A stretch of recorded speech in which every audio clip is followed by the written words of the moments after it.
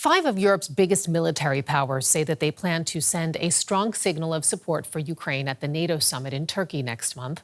The so-called E5, including Germany, France, the UK, Italy, and Poland, having been meeting in Berlin to prepare for the summit. German Chancellor Friedrich Merz said that they wanted to send a message to Moscow that Kyiv remains strong. He also said that all 5 countries had pledged to raise their spending on defense significantly in the coming years. Let's listen to what the German Chancellor had to say. We are increasing our defense spending to 3.5%, and the federal government wants to achieve this as early as 2029. France, the UK, Italy and Poland are also making massive investments in their defense. We want our neighbors to feel safer as Germany becomes stronger. In Ankara, we want to send a strong signal for the support for Ukraine. The German government suggests we make a strong financial pledge to Kyiv as a NATO ally, and the message to Russia is Ukraine will stay strong. Europe's support will not waver. And DW political correspondent Simon Young joins us now with more. What do you see as the main takeaways from this meeting in Berlin today, hosted by the German Chancellor, Simon? Yeah, Sarah, this was a meeting of 5 of Europe's bigger economies talking really about getting on the same page ahead of the NATO summit coming up in Turkey in a couple of weeks. And as you mentioned, one of the key messages is to say we're still all standing together with Ukraine in its struggle against Russia. As Friedrich Merz put it, Ukraine remains strong, and all the leaders underlined that point. They also talked about increased defence cooperation, so getting their industries to work together. Merz said that the industries in the various countries would choose to cooperate wherever possible. So that may signal a sort of new period of defence cooperation.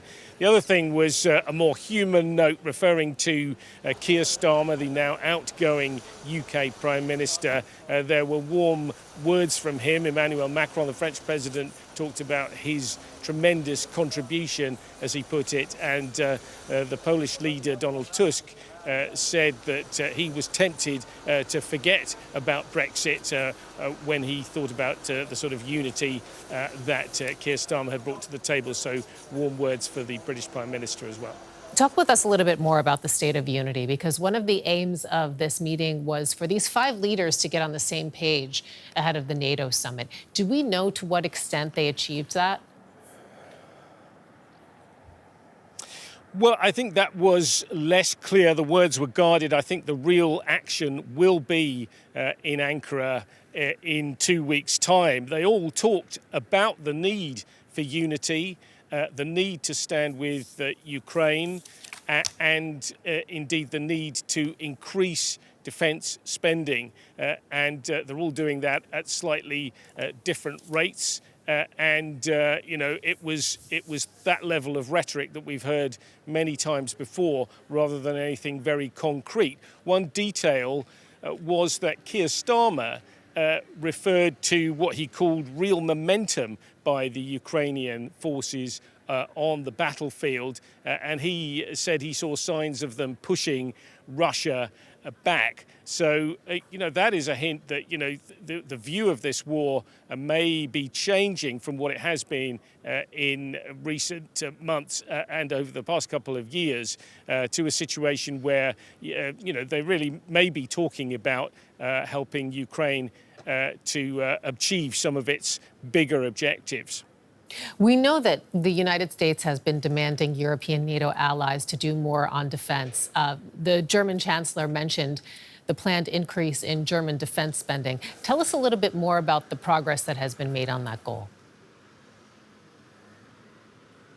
Yeah, all the countries are doing more. The European NATO members increased their defense spending by 20% in 2025 compared with the previous year. That's obviously quite a significant boost, and they're all now above 2% of GDP in their military spending. That, of course, was the old goal, and I think this kind of money is having an effect. Just last week at the G7 summit in France, countries there announced increased cooperation, for instance, on drone technology and air defense technologies, actually putting money into these kind of relevant technologies. Another announcement today by Germany saying that it's well ahead of schedule in building up its battalion that it's deployed to Lithuania to protect NATO's eastern flank from next year. They're saying they're about 10 months ahead of schedule in doing that. So these are the kind of things that increased spending can result in. Simon, do we know if that's enough to satisfy the American demands? Because the NATO Secretary General Mark Rutte is in Washington today, and he's due to speak with President Trump about such matters, including European contributions on defense and rearmament. Well, indeed, and nobody knows, frankly, which way Donald Trump will go at that NATO summit in Turkey, what sort of noises he'll be making. The noises he's been making this week are, again, criticising the likes of Germany, France and the UK for not spending enough. And 4 of these 5 countries are indeed still below 3% of GDP that they're spending, well below what Donald Trump wants them to do. Simon Young in Berlin, thank you.